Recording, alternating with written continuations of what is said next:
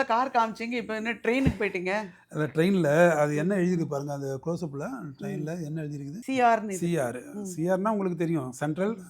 Railways ம். இல்லையா? ம். இப்போ எஸ்ஆர்ன்னு நம்ம இப்போ சென்ட்ரல் ஸ்டேஷனில் வர வண்டிலாம் மோஸ்ட் ஆல் எல்லா வண்டியும் சதர்ன் பார்த்தீங்கன்னா ரயில். ம். சதர்ன் ரயில்வேன்னு எழுதியிருக்கும். ம். அது மாதிரி அது உங்களுக்கு என்ன railway? Central central railway. Railway. ம். அதில் என்ன பியூட்டினா, ம். Mumbai is the only place அங்கே உங்களுக்கு வெஸ்டர்ன் ரயில்வேயும் சென்ட்ரல் ரயில்வேயும் இருக்கும். அது நீங்கள் நோட் பண்ணிக்கலாம்னு தெரியல, நான் அது ஓஹோ! வீடியோவில் வரை காட்டுறேன்.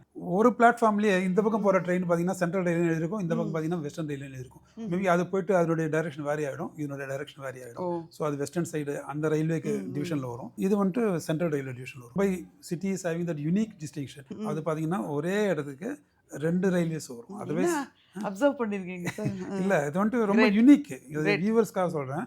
யூனிக் இதெல்லாம் உங்களுக்கு. இப்போ கல்கட்டா பக்கம் போனீங்கன்னா ஈஸ்டர்ன் ரயில்வேன்னு இருக்கும். டெல்லி பக்கம் போனீங்கன்னா நார்தர்ன் ரயில்வேன்னு இருக்கும். அப்படி இருக்கும் பட்சத்தில் குஜராத் பக்கம்லாம் போனால் வெஸ்டர்ன் ரயில்வேன்னு பியூர்லி வெஸ்டர்ன். அதில் மிக்ஸே இருக்காது. ம். ஆனால் Mumbai is the only place. அங்கே பார்த்தீங்கன்னா உங்களுக்கு நான் படத்தில் மறுபடியும் காட்டுறேன் பாருங்க. உங்களுக்கு வெஸ்டர்ன் ரயில்வே இருக்கும், western and central central railway. Railway. உங்களுக்கு ம். சென்ட்ரல் ரயில்வே இருக்கும், உங்களுக்கு ம். வெஸ்டர்ன் ரயில்வே இருக்கும். அதனால தான் உங்களுக்கு காட்டினேன், வேற ஒன்றும் கிடையாது.